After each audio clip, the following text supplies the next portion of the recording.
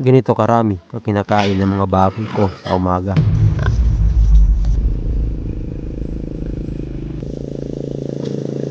Dito na tayo, dito sa small piggery namin.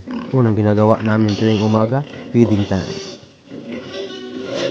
Bago ko pakainin, sinusukat ko muna ng tama para alam ko kung gaano karami ang nauubos nila sa isang araw. Hindi lang basta damihan ng pagkain. Kailangan tama ang sukat at timbang. Depende sa laki, edad at kondisyon ng bawat baboy.